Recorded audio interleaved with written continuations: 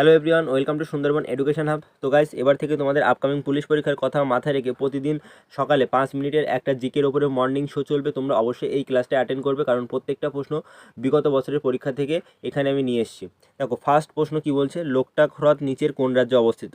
তো right answer হয়ে যাবে লোকটাক হ্রদ মণিপুর রাজ্যে অবস্থিত। এটা তোমরা সবাই জানো, একটা খুব জনপ্রিয় হ্রদ, প্রত্যেকটা পরীক্ষায় কিন্তু এখান থেকে প্রশ্ন আসে। পরের প্রশ্নে দেখো, হীরাকুদ বাঁধ কোন নদীর ওপরে নির্মিত? তো রাইট অ্যান্সার হয়ে যাবে, দেখো এখানে কি বলছে, মহানদী, কাবেরী, পেরিয়ার, গোদাবরী। তো রাইট অ্যান্সার হয়ে যাবে মহানদী। আর হীরাকুদ বাঁধ যদি কোন রাজ্য বলে, তো সেটা হয়ে যাবে উড়িষ্যা। উড়িষ্যা রাজ্যের মহানদীর ওপরে হীরাকুদ বাঁধটি অবস্থিত, এটা মনে রাখবে।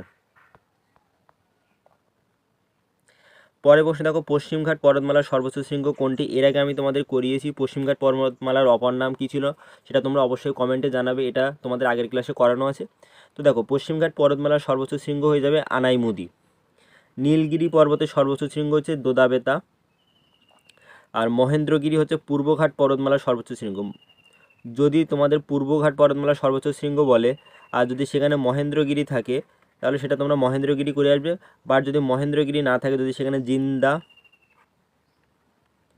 জিন্দা গাদা থাকে, তাহলে সেখানে সেটাই টিক করে আসবে। স্যাডেল পিক হচ্ছে আন্দামান অ্যান্ড নিকোবর দ্বীপপুঞ্জের সর্বোচ্চ শৃঙ্গ। কি বললাম? আন্দামান অ্যান্ড নিকোবর দ্বীপপুঞ্জের সর্বোচ্চ শৃঙ্গ কি? Saddle peak. পরের প্রশ্নে দেখো, ফতেপুর সিক্রি কে প্রতিষ্ঠা করেছিলেন? হুমায়ুন, জাহাঙ্গীর, আকবর, ঔরঙ্গজেব। তো রাইট অ্যান্সার হয়ে যাবে আকবর ফতেপুর সিক্রি প্রতিষ্ঠা করেছিলেন। এরপরে আকবরের আরেকটা গুরুত্বপূর্ণ জিনিস আছে যেটা তিনি প্রতিষ্ঠা করেছিলেন, ইবাদতখানা। এটাও কিন্তু পরীক্ষা আসে যে ইবাদতখানা কে প্রতিষ্ঠা করেছিলেন। তো ফতেপুর সিক্রি বললেই রাইট অ্যান্সার করে আসবে আকবর। এটা তোমাদের পুলিশ পরীক্ষা 2019-এ এসেছিল।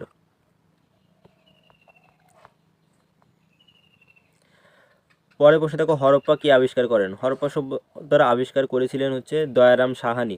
1921-22 সালে হরপ্পা সভ্যতা আবিষ্কার করেন দয়ারাম সাহানি। এরপরে যদি বলে মহেঞ্জোদারো কে আবিষ্কার করেন, তাহলে হয়ে যাবে আর.ডি. ব্যানার্জি, রাখাল দাস ব্যানার্জি। এটা মনে রেখো। এখানে যেটা তোমরা দেখতে পাচ্ছ, এ.ও. হিউম মানে অ্যালান অক্টাভিয়ান হিউম, তিনি 1885 সালে জাতীয় কংগ্রেসের প্রতিষ্ঠা করেছিলেন। ন্যাশনাল কংগ্রেস, এনসি এর প্রতিষ্ঠা করেছিলেন। এন মানে ন্যাশনাল, সি মানে কংগ্রেস। 1885 সালে অ্যালান অক্টাভিয়ান হিউম কি প্রতিষ্ঠা করেন? জাতীয় কংগ্রেস প্রতিষ্ঠা করেন। পরের প্রশ্নে দেখো, এটাও পরীক্ষায় আসে, নিম্নলিখিত কোনটি হরপ্পার বন্দর? তো কালীবঙ্গান, মহেঞ্জোদারো, লোথাল, উক্ত কোনোটি নয়। রাইট অ্যান্সার হয়ে যাবে লোথাল। লোথাল হচ্ছে হরপ্পার একটি গুরুত্বপূর্ণ বন্দর। তো এটা যদি বলে কোথায় অবস্থিত, এটা হচ্ছে গুজরাটে ছিল, গুজরাটের লোথাল বন্দর।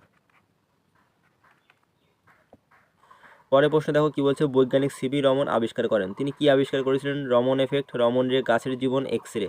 তো রাইট অ্যান্সার হয়ে যাবে, তিনি আবিষ্কার করেন রমন এফেক্ট। 1928 সালে তিনি রমন এফেক্ট আবিষ্কার করেছিলেন। আর এর জন্য তাকে 1930 সালে নোবেল পুরস্কার দেওয়া হয়।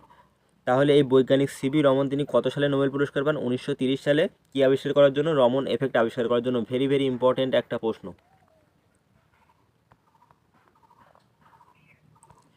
পরের প্রশ্নে দেখো, ক্লাসিক্যাল নৃত্যনাট্য কথাকলির উৎপত্তি কোথা থেকে হয়েছে? কথাকলির উৎপত্তি হয়েছে উড়িষ্যা থেকে, বঙ্গ থেকে, কেরালা থেকে, কর্ণাটক থেকে। তো রাইট অ্যান্সার হয়ে যাবে কেরালা থেকে কথাকলির উৎপত্তি হয়েছে।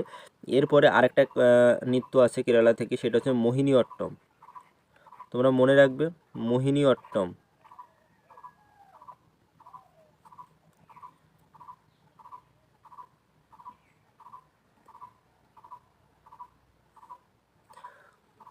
উড়িষ্যা থেকে যদি বলা হয়, তাহলে সেটা তোমরা করবে ওডিসি। উড়িষ্যা থেকে ওডিসি ক্লাসিক্যাল নৃত্য উৎপত্তি হয়েছে।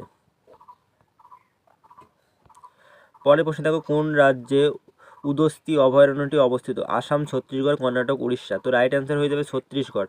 আসামে দুটো জাতীয় উদ্যান আছে গুরুত্বপূর্ণ, একটা হচ্ছে মানস আর একটা হচ্ছে কাজিরাঙ্গা।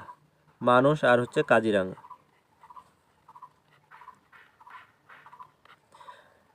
আর উড়িষ্যা থেকে দুটো গুরুত্বপূর্ণ জাতীয় উদ্যান আছে, সেটা হচ্ছে সিমলিপাল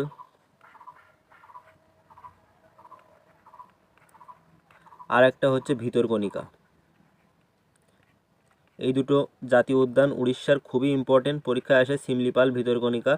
আর আসামে আছে Manas, Kaziranga. Very very important. আর এই যে উদস্তি অভয়ারণ্যটি কোন রাজ্যে অবস্থিত? ছত্তিশগড়। পরের প্রশ্নে দেখো, শরীরের সবচেয়ে ছোট পেশির নাম কি? বুটক পেশি, প্লুটেন পেশি, সার্টারিয়াস পেশি, স্টেপেডিয়াস পেশি। তো রাইট অ্যান্সার হয়ে যাবে স্টেপেডিয়াস পেশি। তোমাদের আজকের হোমওয়ার্ক থাকবে শরীরের সবচেয়ে ছোট হাড়ের নাম কি? শরীরের সবচেয়ে ছোট হাড়ের নাম তোমরা অবশ্যই কমেন্টে জানাবে। তো গাইজ এই ছিল আজকের গুরুত্বপূর্ণ 10টি জিকে প্রশ্ন। প্রত্যেকটা প্রশ্ন বিগত বছরের পরীক্ষা থেকে নিয়ে এসেছি। তো এই টাইপের গুরুত্বপূর্ণ ক্লাস যদি তোমরা রেগুলার পেতে চাও অবশ্যই ক্লাসটি লাইক শেয়ার করে দিও আর চ্যানেলটি সাবস্ক্রাইব করতে ভুলবে না। তো guys thank you, bye by.